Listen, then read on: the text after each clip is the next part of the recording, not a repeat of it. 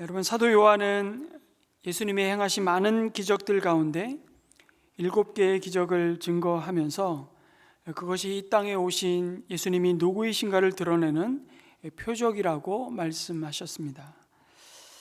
첫 번째 표적은 우리가 이미 함께 나누었던 예수님이 갈릴리 가나 혼인잔치에서 물을 포도주로 바꾸신 사건이었죠.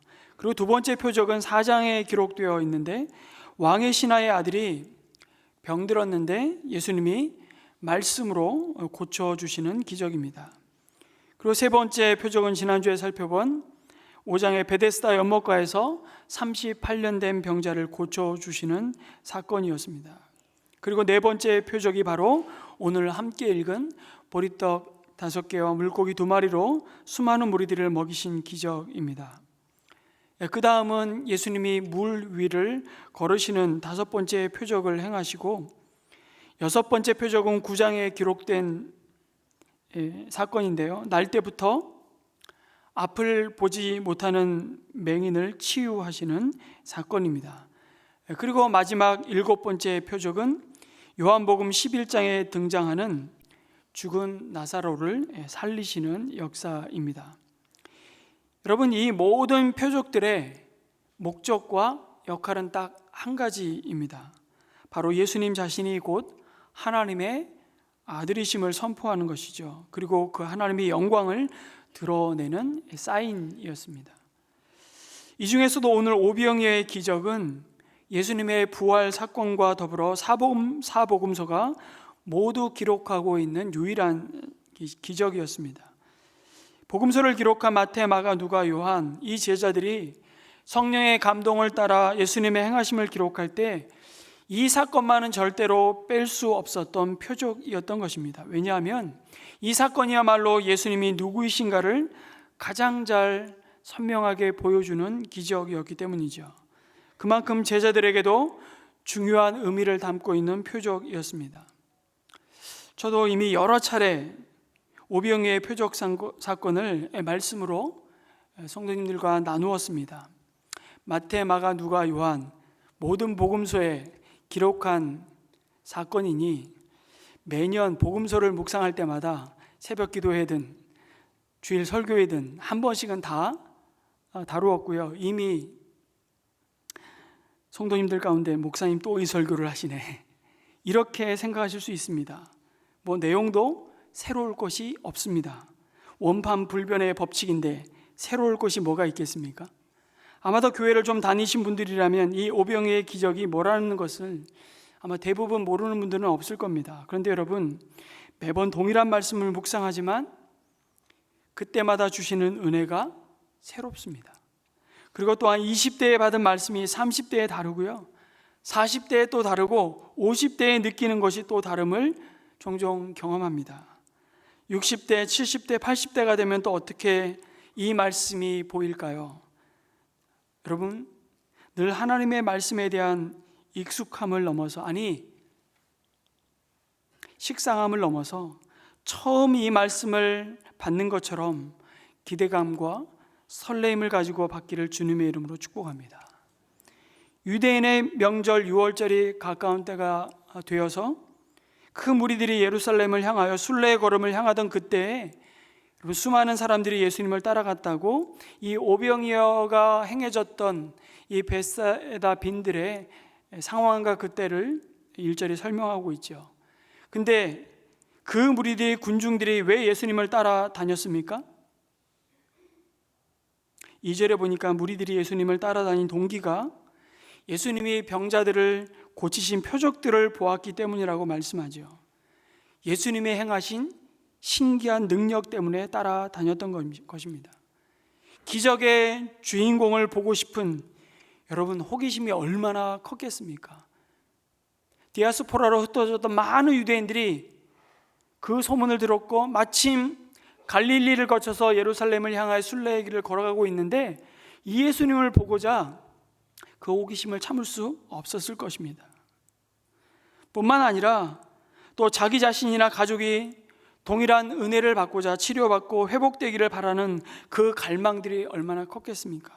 그런 호기심과 갈망과 기대, 이런 것들이 막 뒤섞여 있는 것이죠. 다시 말씀드리지만 사실 표적은 가리키는 바가 있습니다. 표적이 가리키는 것은 사실 예수님 자신인데, 이들이 원하는 것은 예수님 자신이 아니고 예수님의 능력이었습니다. 그 사실을 어떻게 확인할 수 있습니까? 오병이의 기적이 일어난 뒤에 예수님을 찾아 따라온 무리들은 예루살렘을 향해서 가며 흩어지지 않았고, 여전히 많은 무리들이 예수님을 여전히 쫓고 있었습니다. 그때 예수님이 이렇게 말씀하시죠. 내가 하늘에서 내려온 생명의 빵이라고 선포하십니다. 이제 가리지 않으시고 자신이 누구이신지를 드러내셨습니다. 그때 사람들의 반응이 뭐였을까요? 아, 그렇군요. 그리고 예수님을 웰컴, 환영했을까요? 6장 41절에 보면 이 본문을 말씀하시는 예수님이 오병이의 기적을 행하신 뒤에 사실 다른 복음서에서는 남자 장정 5,000명을 먹이고 남은 것을 12광주리에 거두었다는 말씀으로 그냥 이 기적은 끝나는데, 요한복음에서만큼은 유독 이 오병이의 기적의 의미가 무엇인지를 설명하는, 예수님이 그 무리를 따라온 무리들을 향해 설교하시는 내용이 더 길게 기록되어 있습니다. 그 무리들을 향해 41절에 이렇게 말씀하시죠. 유대인들은 예수께서 내가 하늘에서 내려온 빵이다 하고 말씀하셨으므로 그분을 두고 수군거리기 시작합니다. 그리고 52절에는 또 이렇게 말하죠. 같이 한번 읽을까요? 시작. 그러자 유대 사람들은 서로 논란을 하면서 말하였다. 이 사람이 어떻게 우리에게 자기 살을 먹으라고 줄 수 있을까? 인자의 살을 먹고 인자의 피를 마시는 자는 결코 줄이지 않고 목마르지 않을 것이라고, 생명의 떡으로 오신 예수 그리스도가 바로 너희들이 먹은 오병이어의 기적 사건이었다고 말씀하시는데, 그들은 도무지 받아들이지를 못하는 것입니다. 결과적으로 66절에 이렇게 말씀합니다. 이 때문에 제자 가운데서 많은 사람이 뭐했다? 떠나갔다. 그리고 더 이상 예수님과 함께 다니지 않았다고 말씀하십니다. 이것이 요한복음이 보도하는 오병이어의 씁쓸한 뒷이야기이죠. 무리들이 원하는 건 예수님의 능력이었지 예수님 자신이 아니었습니다. 정작 예수님 자신에 대한 말씀을 주실 때 그 예수님을 받아들이지 않죠. 오직 그들이 원하는 것은 예수님의 능력이었기 때문입니다. 나에게도 이 일을 행해 보라는 것입니다. 이 사람들이 예수님을 대하는 모습은 사실은 지금까지 이스라엘 백성이 하나님을 대해온 모습과 결코 다르지 않았습니다. 언제나 하나님의 능력이 너무 좋았죠. 애굽에서 종살이하던 자기들을 10가지 재앙을 보내셔서 구원시켜 주신 하나님의 능력이 너무 좋았습니다. 그것을 기념하기 위해 지금 이 순례자들은 유월절을 지키기 위해 예루살렘으로 내려가고 있는 겁니다. 홍해를 갈라주신 하나님의 능력 너무 좋습니다. 그런데 하나님이 나는 너의 하나님 여호와이니 이제 너는 내 말을 들어라, 그렇게 말씀하실 때 그들은 그 말씀을 듣기가 너무 싫은 것입니다. 순종하지 않습니다. 마치 예수님의 능력을 보이고 나서 자신이 누구인지를 말씀하여 주실 때 그 무리들이 돌아서듯이 이스라엘 백성들은 필요할 때만 하나님을 찾고 정작 하나님이 말씀하시고 순종을 요구할 때는 떠나버리죠. 이들이 원하는 것은 하나님이 아니라 그들의 필요를 채워주는 하나님의 능력이었기 때문입니다. 마치 내가 요구하면 알라딘 램프를 문지르면 지니가 나타나고, 나타난 이상 그 주인의 요구하는 것을 들어주어야만 하는 지니처럼 하나님을 대하고 있는 것이죠. 바로 그 마음으로 이들이 예수님을 대하고 있는 것입니다. 저와 여러분은 어떻습니까? 우리는 예수님을 따르는 사람들입니다. 예수님께 속한 자들이라, 그래서 우리를 그리스도인이라고 말합니다. 그런데 다시 묻습니다. 여러분은 주님의 능력 때문에 주님을 따르십니까? 아니면 예수님이 좋아서 따르십니까? 예수님을 따르다 보면 놀라운 기적과 우리의 이성으로는 설명할 수 없는 초자연적인 능력을 경험하게 됩니다. 놀라운 기도의 응답을 경험합니다. 참으로 감사한 일이죠. 그런데 예수님이 좋아서, 예수님이 목적이라서 따르다가 기적과 그 능력을 경험하는 것과 그 기적과 능력을 경험하기 위해서 예수님을 따르는 것에는 엄청난 차이가 있습니다. 여러분, 왜 이스라엘의 왕 다윗이 하나님께 그렇게 큰 사랑을 받았을까요? 바로 다윗은 하나님의 능력을 구한 것이 아니라 하나님 자신을 구한 사람이었기 때문입니다. 다윗은 이렇게 고백하죠. 나의 힘이 되신 여호와여, 내가 주님을 사랑합니다. 하나님을 사랑한 자, 하나님의 그 능력이 아니라 나의 필요를 채워주시는 그 공급이 아니라 하나님 자신을 사랑하는 자를 하나님도 사랑하셨던 것이죠. 우리가 주님을 따르는데 그 주님의 능력이 아니라 우리 예수님을 사랑하기에, 내 하나님을 사랑하기에 하나님을 좇고 찾는 자들이 되기를 주님의 이름으로 축복합니다. 여러분, 예수님을 따라다닌 군중들은 한마디로 욕망으로 가득 찬 사람들이었습니다. 그리고 언제든지 자기 필요가 채워지지 않으면 예수님을 떠날 가능성이 많은, 어찌 보면 인간적으로 참 얄팍한 사람들이었죠. 그런데 예수님은 그들의 그 욕망과 그 얄팍함을 이미 다 아셨습니다. 그들이 무슨 목적으로 자기를 좇고 찾는지 꿰뚫어 보셨습니다. 그리고 이 무리가 결국 여러분 나중에 예수님을 향해 십자가에 못 박으라고 외칠 동일한 사람들이라는 것도 예수님은 이미 다 아셨습니다. 그러시기에 오병이어의 기적을 경험하고 이 무리들이 예수님을 왕 삼고자 할 때 오히려 예수님은 자신을 그 군중들에게, 사람에게 의탁하지 않으시고 그 군중을 떠나 산으로 하나님 아버지께 나아가셨다고 말씀하시죠. 그럼에도 같은 오병이어의 기적을 기록한 마가복음 6장 34절에 보면 주님은 그에게 나오는 그 큰 무리를 보시면서 이렇게 말씀하십니다. 그 목자 없는 양 같음을 인하여 뭐 하셨다고요? 불쌍히 여기셨다고 말씀합니다. 광야 빈들 가운데로 나오는 자들을 향해 가지신 주님의 마음이었습니다. 그들에게서 기대할 것이라고는 별로 없어 보입니다. 그들 때문에 예수님과 제자들이 덕볼 것이라고는 아무것도 없어 보입니다. 그저 깨지고 상처 입은 자들, 로마 식민지 통치 아래 모든 것을 빼앗기고 가난하고 병든 자들, 어쩌면 그들은 광야 같은 이 세상에서 그러한 세상을 저주하며 자신을 한탄하고 원망하며 하나라도 더 움켜쥐기 위해 피 터지게 싸우고 있는 이기심과 탐욕으로 충만한 인생들인지 모릅니다. 그러나 주님은 그들을 탓하거나 외면하지 않으셨고요, 불쌍히 여기셨습니다. 은혜 받을 자격이 없고 은혜에 대한 감사도 없고 은혜를 배신할 자들에게 주님은 그럼에도 불구하고 긍휼을 베풀기로 결정하셨죠. 여러분, 이게 얼마나 우리에게 큰 위로와 격려가 되는지 모릅니다. 왜냐하면 우리가 예배드리러 나올 때 여러분 이 자리에 정말 순수하게 나오지는 않잖아요. 여전히 내 자신의 갈급함과 목마름을 채우기 위해, 그리고 내 삶에 하나님의 은혜가 임하지 않으면, 내가 드린 기도에 응답이 없으면 우리는 너무 쉽게 삐지고 토라질 가능성을 늘 가진 채로 오늘도 하나님 앞에 나오지 않았습니까? 그런데 그렇게 나오더라도 예수님은 우리의 필요를 외면하지 않으시고 채우시기를 원하십니다. 그 예수님이 너무 귀하고 감사하고 좋죠.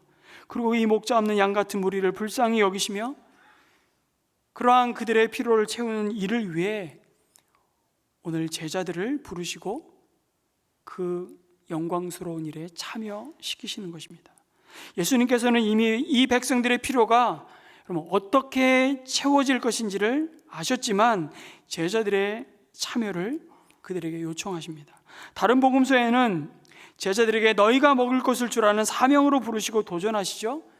그런데 오늘 요한복음에서는 다른 복음서에 나타나지 않는 장면이 등장합니다. 예수님이 다 하실 건데, 다 하시고 다 하실 건데 제자에게 먼저 물으세요. 어떻게 하면 좋겠냐고. 제자들을 참여시키는 거죠. 베스다 빈들에서 이루어지는 그 하나님 나라의 잔치를 미리 맛보게 하시는 일에 제자들의 손을 동원하십니다. 왜 그렇죠? 여러분, 제자가 누구입니까? 예수님의 마음으로 세상의 필요를 예민하게 살피고 예수님의 마음으로 그 필요에 뛰어드는 게 제자의 본질이죠. 그게 제자입니다. 그래서 예수님의 제자들은 예수님을 사랑하고 그 사랑에 삼켜져서 예수님과 세상 사이에 서 있는 자인 것입니다. 세상과 하나님 사이에 화목해 하는 자로 서 있는 자들이 제자들이죠. 그래서 예수님의 마음으로 세상을 향하고 예수님의 시선으로 세상의 필요를 살피고 예수님의 마음으로 세상의 필요를 채우기 위해 뛰어드는 그 존재가 제자들입니다. 그런데 이때까지만 해도요, 제자들은 광야 같은 빈들 한복판에서 이 제자의 길을 간다는 것이 무엇인지를 잘 몰랐던 것 같습니다. 오병이어의 기적이 그 자신들의 손에서 이루어지는 것을 보고도 이어지는 다섯 번째 표적, 물 위를 걸어오시며 풍랑을 잔잔케 하시던 주님을 보면서 그들은 심히 놀랐다고, 이상하게 여겼다고 말씀하죠. 그 장면에서 마가복음 6장 25절에 보면 그들을 향해, 제자들을 향해 예수님이 이런 말씀을 주십니다. 그들은 빵을 먹이신 기적을 깨닫지 못하고 마음이 어떻게 됐다고요? 무뎌져 있었다고 기록하고 있습니다. 그리고 더 놀라운 한 사건을 우리가 주목하게 됩니다. 여러분, 오병이어의 기적은 한 번 있었을까요? 적어도 복음서에 두 번 있었을까요? 두 번 있었습니다. 곧 이어지는 빵 7개를 가지고, 물고기는 몇 마리였는지 모르겠습니다. 그냥 7병이어의 기적이라고 말합시다.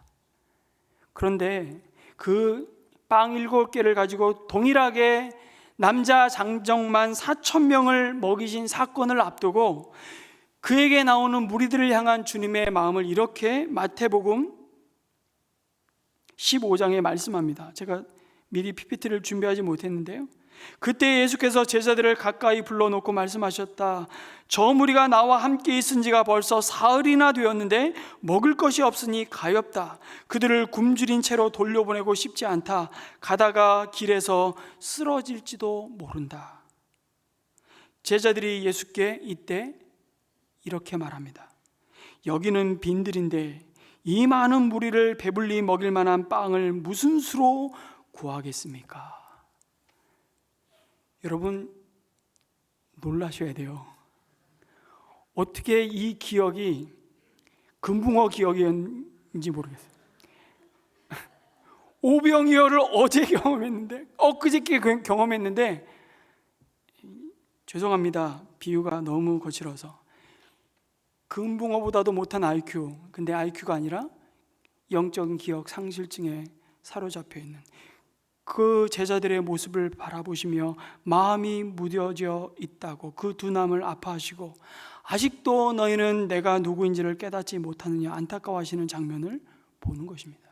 여러분, 그런 제자들의 모습은요, 언제나 죄 아래에서 결핍을 경험하고 메마른 빈들을 사는 이 세상 사람들을 대하고 바라보는 방식에 있어서도 여전히 세상과 별 차이가 없는 모습으로 드러납니다. 그게 뭡니까? 철저하게 자기 이익을 따라 계산하고 움직이는 모습이죠.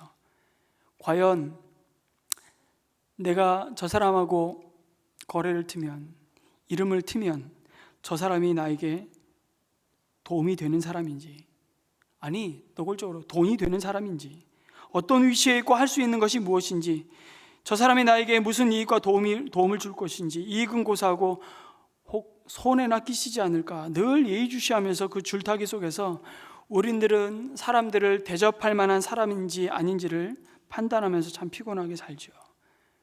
그런데 주님이 같은 빈들 가운데 살지만 그 사막 같은 빈들을 생명의 땅으로 바꾸는 사람들이 있는데 그 사람들이 바로 너희들이라고 주님이 말씀하시는 겁니다.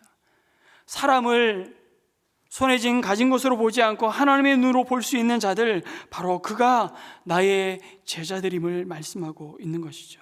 하나님의 존귀하신 형상으로 지음받았으나 그 존귀함을 잃어버린 채 유리방황하는 인생, 참 목자 되신 주님을 알지도 만나지도 못해 해갈되지 않는 인생의 그 갈증을 안고 신음하는, 주님 앞으로 달려오는 그들을 향해 조건 따지지 않고 두 팔 벌리는 주님의 이름으로 영접할 수 있는 자, 그가 바로 주의 제자들임을 몸소 보여주시고 있는 겁니다.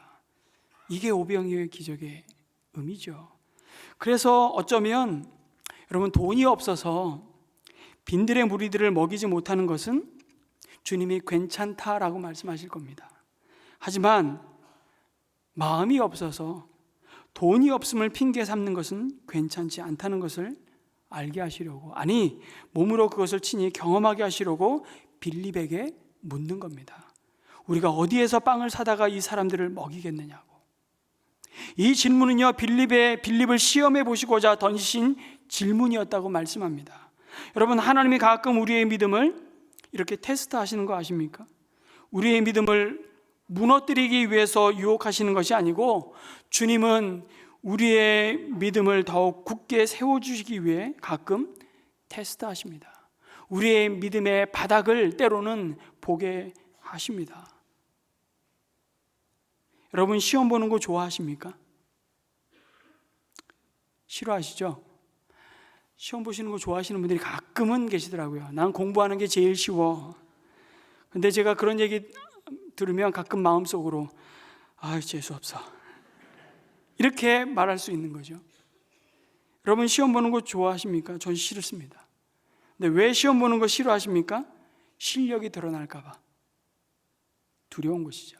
그런데 시험을 통과해야 내가 실력이 어디쯤 와 있는지를 정확히 알 수 있습니다. 그래서 아브라함의 믿음을 하나님은 시험하셨습니다.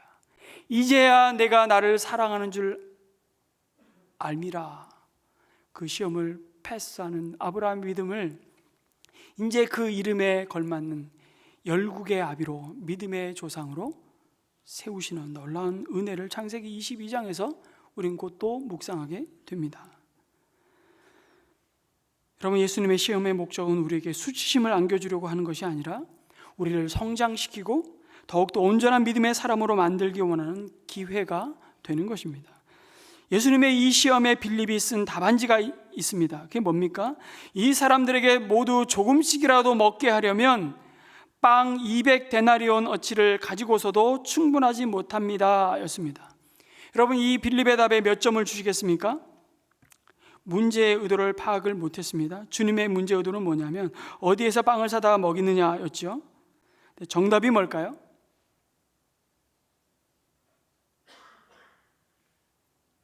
하늘로부터 옵니다.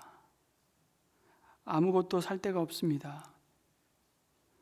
이 무릎의 정답은 하늘로부터 옵니다. 우리에겐 아무것도 없지만 주님이 계시니까 됩니다.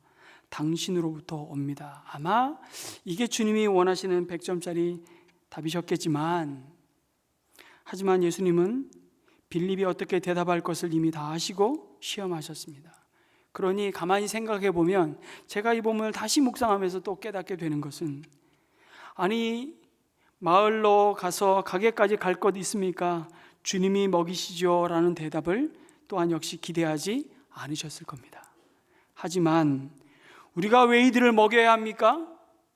우리가 이들의 가족입니까? 그렇게 대답하지 않은 것만도 감사해야 하지 않을까 싶습니다. 아닌가요? 저도 그렇게 대답했을 것이기 때문에. 문제는 어디서 빵을 사다가 먹이겠느냐 물으셨는데 빌립의 답은 200데나리온의 떡으로도 부족하다고 답하죠. 계산기를 두들기는 손은 빨랐을지 모르지만 믿음의 대답은 아니었습니다. 그것은 주님과 근 2년의 세월을 함께 보낸 제자가 해서는 안 되는 답변이었죠. 여기서 우리가 던지게 되는 질문이 바로 이것입니다. 아니, 예수님은 왜 하필이면 다른 제자들도 아닌 빌립에게 이 질문을 하셨을까요? 성경에 명확하게 기록해 놓으시지 않으셨기 때문에 상상해 보는 겁니다. 제일 가까이 있었기 때문에 먼저 매를 맞은 걸까요? 아니면 제일 대답을 잘 할 것 같은, 아니면 빌립에게는 꼭 이 훈련이, 이 배움이 필요했기 때문에 빌립에게 이 질문을 던지신 걸까요? 저는 이렇게 생각합니다. 빌립이 바로 그 지역을 가장 잘 알고 익숙한 벳세다 출신이었기 때문이라고. 그 말은 이 지역은 내가 누구보다 잘 안다는 것입니다. 그러니 여기서 예수님, 적어도 이 수많은 사람들을 먹이는 일은 다른 거 없습니다. 불가능합니다. 빨리 이들을 각 마을로 흩어보내셔서 그냥 각자가 자신의 배고픔을 해결하는 것이 가장 상식적인 것입니다. 합리적인 일이라는 것을 여러분, 다른 어떤 제자보다 경험치에서 확신을 가지고 말할 수 있는 제자가 누구예요? 빌립이었기 때문입니다. 빌립. 여러분, 빌립은 굉장히 합리적인 현실주의자였습니다. 한마디로 정확한 사람이죠. 뭐가 계산이 맞아 떨어져야 움직이는 사람입니다. 보면 답이 나와야 되는 사람입니다. 그게 나중에 요한복음 14장에 가면 이 빌립이 예수님이 이제 곧 하나님께로 갈 때가 되었다라고 말씀하시고 내가 먼저 가서 내 거처를 예비하겠다 말씀하시는데 빌립이 묻잖아요. 하나님을 보여달라고. 그때 예수님이 빌립에게 꾸짖으시며 말씀하십니다. 아직도 도대체 나를 지금 3년 가까이 따라다니는데 하나님을 보여달라고 하냐? 봐야만 믿냐? 나를 본 자는 하나님을 보았거늘 어째서 내가 하나님을 보여달라고 하느냐? 라고 말씀하십니다. 빌립은 봐야 믿는 사람입니다. 손에 만져져야 믿는 사람입니다. 상식적인 사람이죠. 우리들입니다.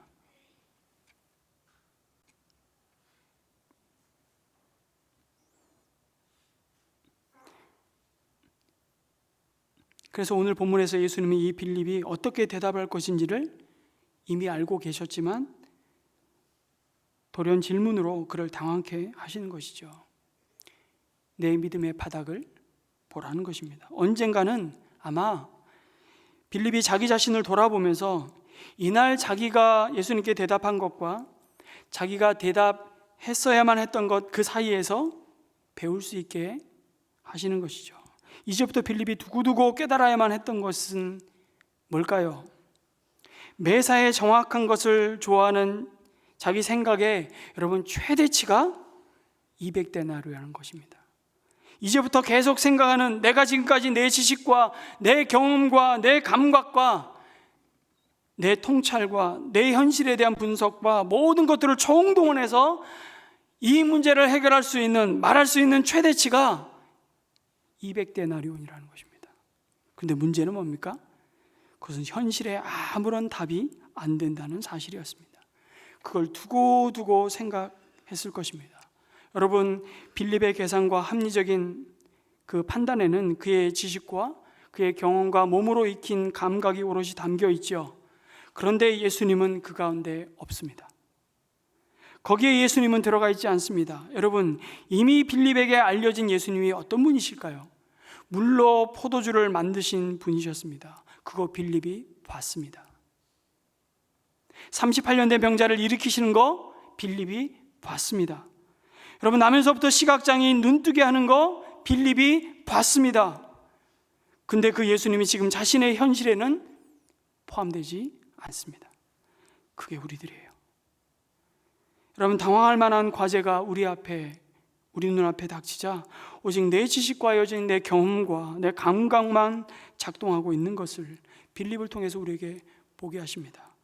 여러분, 지금까지 모든 놀라운 일들을 이루어 오신 예수님이 지금 여기 함께 계신다는 사실과 자신 앞에 있는 현실에 대답하라고 요청하시는 분이 바로 온 천지 만물을 창조하신 예수님이라고 하는 사실은 빌립에게 전혀 고려되지 않고 있는 현실을 마주하는 것이죠. 그래서 여러분, 빌립의 동계산은 단지 수치의 문제가 아닙니다. 그가 가진 평소의 생각인 것이죠. 그 생각이 뭡니까? 돈만 있으면 할 수 있다는 생각입니다. 좀 갖추어지면, 좀 제법 준비되면 내가 주의를 할 수 있다는 것이죠. 그러나 빈들에 널브러져 있는 목자 없는 양 같은 이 무리를 먹이는 일은 돈으로 할 수 없는 일임을 주님이 말씀하고 있습니다. 그 일은 내가 한다는 것입니다. 주님이 하신다는 겁니다. 여러분, 어떤 문제를 만나도 정답은 정해져 있습니다. 옛날에 그런 소리, 너무 오래된 광고라서 결론은 버킹엄 이런 거 광고 있었죠. 뭘 물어도 여러분, 답은 하나입니다. 우리 문제 해결은 하나님께로부터 옵니다. 나의 도움이 어디서 올꼬? 나의 도움은 천지를 지으신 하나님에게서로다. 이게 항상 계산해야 될 여러분 상수입니다. 그러니까 빌립은 수학도 틀렸습니다. 상수를 빼놓고 계산하지 않았습니다. 하나님을 삭제하고 까먹고 계산했던 것이죠. 예수님이 빌립에게 듣고 싶은 대답은, 주님, 우리로는 할 수 없지만 주님이 우리와 함께 하시기에 은혜 베푸시기를 간구합니다. 와, 너무 수준이 높다. 그렇게 생각되십니까? 그렇게 대답하지 못하는 것 때문에 자주 말씀드리지만, 좀 돈만 있으면, 내가 좀 더 번듯한 자리에만 있으면, 나를 좀 힘 좀 쓸 위치에 주님이 좀 올려다 놓으시면 내가 멋들어지게 폼나게 주님의 일을 할 수 있을 텐데, 이렇게 말하지는 말라는 겁니다. 좋은 대학 들어가서 나중에 영향력 있는 자리에 가면, 얘야, 하나님이 더 놀랍게 너를 사용하시지 않겠니? 그러니까 오늘은 주일이지만 학원 가. 자녀들에게 제일 하지 말아야 할 소리입니다. 할 만한 위치에 할 만한 돈을 가지고 할 만한 권력을 가지고 만약에 주님의 명령대로 누가 봐도 하나님이 기뻐하시는 선한 일을 이루었다 합시다. 그래도 그 일을 이루신 분은 내가 아니라 하나님이십니다. 믿습니까? 그걸 모른다면 여전히 우린 자신의 바벨탑을 쌓았을 뿐이죠. 하나님의 일을 감당케 하는 것은 결국 주님을 온전히 신뢰하고 의지하는 믿음의 문제인 것입니다. 그러니 여러분, 믿음은 계산이 아니라 믿음은 신뢰하는 것입니다. 제자들은 이 점에서 실패했던 것이죠. 또 한 사람이 답안지를 주님께 제출합니다. 주님의 제자 안드레. 우리가 어디서 떡을 사서 이 사람을 먹이겠느냐 물으시는 주님 앞에 한 어린아이의 손에서 있던 보리떡 5개, 물고기 2마리 가지고 나오죠. 참 귀한 믿음입니다. 근데 문제는 그 다음 대답입니다. 그것이 이 많은 사람에게 얼마나 되겠습니까? 빌립처럼 머리가 빨리 돌아가 할 수 있는 일과 아예 할 수 없는 일을 스스로 판단하고 결정하는 자는 아니었지만, 안드레 역시 주님의 시험에 받은 점수는 별반 다르지 않습니다. 제 눈에는 안드레의 행동이 자꾸 이렇게 비춰집니다. 주님, 이 엄청난 무리 가운데 가진 것이라고는 딸랑 코모당의 손에 들린 보리떡 5개, 물고기 2마리입니다. 이게 우리의 현실입니다. 어디에서 빵을 사다가 이 사람들을 먹이겠냐고요. 이게 우리가 처해 있는 상황입니다. 좀 보십시오. 그게 말이나 되는 소리입니까? 주님, 정신 좀 차리시고 무리를 빨리 마을로 돌려보내시죠. 말은 안 했지 안드레의 마음속에 이런 대답을 하고 있는 것이죠. 안드레의 대답 역시 표현만 바뀌었지 빌립과 별반 다르지 않다는 겁니다.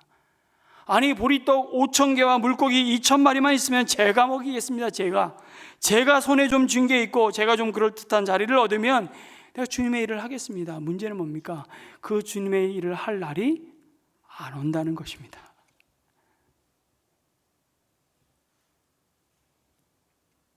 역시 주님이 일하시는 것이 아니라 돈이 일한다고, 자리가 일한다고, 권세가 일한다고 믿는 거죠. 한신문에 이런 기사가 실렸습니다. 아주 오래전의 기사입니다만, 수도권의 한 신도시에 거주하는 50대 부부가 합의 이혼을 했다는 것입니다. 뭐 이혼한 것이 뉴스거리냐 싶겠지만, 이 부부의 이혼 사유가 기사거리가 된 그 사연이 뭔고 하니, 이들이 이혼서류에 도장은 찍었는데 여전히 부부가 한 지붕 아래서 자식들과 함께 오손도손 살고 있다는 것입니다. 근데 서류상 이혼 사유가 뭐냐면 성격 차이로 인한 합의 이혼이었습니다. 이게 도대체 어떻게 된 건가? 사실을 알고 보니 이들 부부가 1가구 2주택으로 인한 양도세를 부과를 피하기 위해서 위장 이혼을 선택한 것이었습니다. 남편은 위장 이혼을 결심하기까지 적잖이 고민했는데 수없이 계산기를 두드린 끝에 이혼을 결정했다는 겁니다. 자신의 명의로 된 주택 한 채를 소유한 남편이 그 당시로 몇 년 전 경매를 통해서 지금은 뉴타운으로 다 조성이 돼서 끝났지만 은평구 위치한 단독주택을 시가보다 너무 저렴하게 아내의 명의로 매입을 했던 것이죠. 그래서 1가구 2주택이 되었는데 문제는 서울시하고 LH공사가 지역 균형 개발하면서 낙후된 시가지를 뉴타운지구로 조성하면서 매입한 당시의 가격과 주택 수용 시 보상가 양도 차익이 너무 커서 한 2억 원 가까운 돈을 양도세로 납부하게 된 겁니다.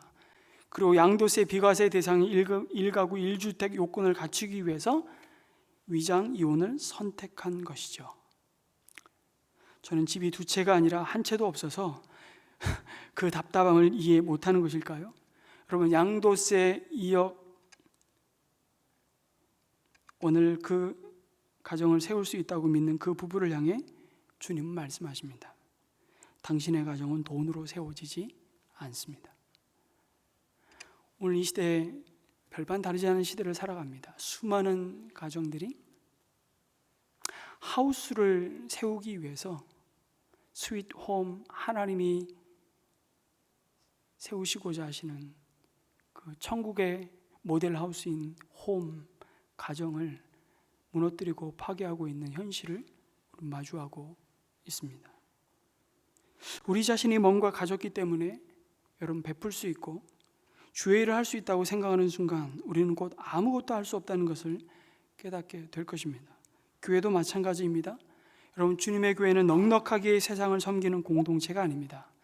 그래서 주님은 역설적이게도 잘 보십시오. 이 어린아이의 코 묻은 손에 들린 이 작은 것을 통해 일하시는 겁니다.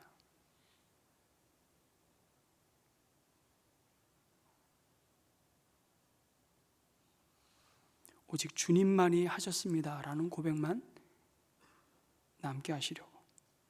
그게 교회입니다. 예수님은 어린아이 손에서 받으신 빵을 들어서 그래서 감사를 드리신 다음에 앉은 사람들에게 나누시죠. 여러분, 아직 오병이어의 기적이 있지 않았습니다. 그런데 주님은 뭐 하셨습니까? 먼저 감사하셨습니다. 우리는 하나님이 내 삶에 무엇인가를 채우시고 이루어 주시면 거기에 대해서 감사합니다. 그것도 감사하지 않는 사람도 많지만, 그런데 주님은 먼저 감사하시고 행하셨습니다. 여러분, 우리가 주님의 이 모습을 담기를 주님의 이름으로 축복합니다. 여러분, 기억하시길 바랍니다. 감사가 먼저입니다. 감사하게 되면 그 감사한 내용을 나의 눈으로 현실로 보게 될 것입니다. 그래서 순서가 중요한 것이죠. 선감사 후 확인입니다. 하나님, 내 삶에 먼저 감사합니다. 내 삶에 이루실 그 일로 인하여 먼저 감사합니다. 이것이 주님이 기뻐하시는 삶이죠. 여러분, 매주 주보의 감사 기도 제목에 한 주간의 감사 묵상 글을 올려드립니다. 오늘의 감사 묵상은, 이번 한 주간의 감사 묵상은 이런 내용입니다. 나는 죽는 순간 드리는 기도가 제발이 아니라 감사합니다가 되어야 한다고 생각한다. 이 고백이 저와 여러분의 고백이 되기를 주님의 이름으로 축복합니다. 예수님은 감사를 드리신 뒤에 떡을 떼어 제자들에게 주시고 친히 그들의 손을 통해 베세다 빈들의 무리들을 먹이시죠. 이것은 아주 의도적인 주님의 방법이었습니다. 오병이어가 없어도 그런 주님은 이적을 행하실 수 있는 분이잖아요. 그런데 제자들의 손을 빌리지 않아도 마치 광야의 만나를 하늘에서 내리셨던 것처럼 그 무리들로 하여금 더 드라마틱하게 육체의 양식을 공급하실 수도 있었을 겁니다. 그런데 주님은 굳이 제자들의 손을 사용하셨습니다. 마태, 마가, 누가는 이 사실을 굉장히 의도적으로 강조합니다. 이것은 무엇을 의미할까요? 결국 제자들이 나누는 것은요, 자기 주머니에서 나온 것이 아니라 예수님으로부터 받아서 그것을 전달하는 것입니다. 우리의 사역은 전달 사역이지 여러분 창출하는 사역이 아닙니다. 우리 미천 가지고 할 수 있는 일은 없습니다. 그래서 우리는 끊임없이 일용할 은혜 왕의 공급을 신뢰해야 하는 것이죠. 여러분 주님의 일은 주님이 공급하시는 힘으로 이루어지는 줄 믿습니다. 예수님은 그 빵과 물고기를 들고 그래서 기적을 일으켜달라고 사실은 기도하지 않으셨습니다. 기적은 이미 그들 가운데 왔기 때문에 예수님은 그것을 보신 것이죠. 현실은 아무것도 없지만 그 기적은 이미 그들 가운데 이루어졌습니다. 여러분에게도 기적은 이미 이루어졌습니다. 예수님 자신이 기적이셨고 예수님 자신이 이 세상에 오신 생명의 떡이셨습니다. 사람들이 못 봐서 그렇지. 그러니까 예수님이 하신 기도는 기적을 베풀어 주십시오라는 기도가 아니라 감사하신 것이라고요. 먼저 감사하신 것입니다. 내게 은혜를 베풀어 주신 것을 감사합니다. 나의 모든 문제를 풀어주실 것을 감사합니다. 우리가 평생 감사합니다라는 기도만 해도 그것으로 충분합니다. 우리에게도 이 믿음으로 우리의 모든 일들이 새롭게 보여지고 깨달아지기를 주님의 이름으로 축복합니다. 예수님이 믿음으로 빵을 떼셨습니다. 그리고 빵을 떼면 반쪽밖에 더 되겠습니까? 2분의 1, 4분의 1, 8분의 1로 나눠져야 되는 게 정상이지만 그런데 나누어주면 기적이 일어납니다. 나누어주면 또 생기고 또 생깁니다. 신비로운 하나님의 방법이지요. 어린아이가 내놓은 것을 가지고 안드레처럼 비난하는 사람들이 분명히 있었을 것입니다. 그러나 여러분 그 아이의 마음은 어땠을까요? 물을 포도주로 바뀐 표적에 대해서 물도온 일꾼들은 알더라. 그 하인들과 같은 그 영광스러움이 어린아이의 믿음 가운데 이루어지지 않았을까요? 이 어린아이의 믿음이 이제 세상이 감당하지 못할 믿음의 증인으로 변화되었을 겁니다. 여러분 천국 가서 이 아이를 만나면 가장 먼저 하게 되는 소리가 뭘까요? 아, 그게 너였구나. 아마 이렇게 우리는 말할 겁니다. 그게 너였구나. 여러분 이 어린아이의 헌신을 우리가 보면서 주님이 우리에게 주시는 말씀은 다른 것이 아닙니다. 헌신하면 좀 그럴듯해야 한다는 생각을 제발 버리시기 바랍니다. 우리의 사명이 우리의 자원에 의해 질식되지 말아야 하는 것이죠. 교회 안에서도 어떤 일이 주어지면 내 손에 쥔 것과 자산을 잡고 계산합니다. 나는 능력도 없고요, 시간도 없고요, 물질도 없고요, 은사도 없고요, 찬양도 못하고요. 다 못해. 그 모태 신앙이라고 그러잖아요. 그렇게 말하지 말고 나는 믿음이 없어서 못합니다. 그렇게 말하는 것이 솔직한 대답일지도 모르겠습니다. 그럴 때 그 믿음을 온전히 하나님을 신뢰하는 믿음으로 채워가시고 일하시는 하나님을 우리가 새롭게 만나게 될 줄 믿습니다. 주님, 나에게 주님이 하실 일을 기대하며 믿음으로 드립니다. 하나님이 작은 것을 통해 오늘도 생명의 떡으로 오신 예수님이 나에게 더 이상 줄이지 않을 양식이 되어 주신 것처럼 누군가에게도 생명의 떡이 되어 주실 줄 믿습니다. 이렇게 드림이 떡으로 전하는 복음이 되어서 오늘도 한 영혼이 주님께 돌아오는 영광을 우리가 모두가 맛보기를 주님의 이름으로 축복합니다. 아멘.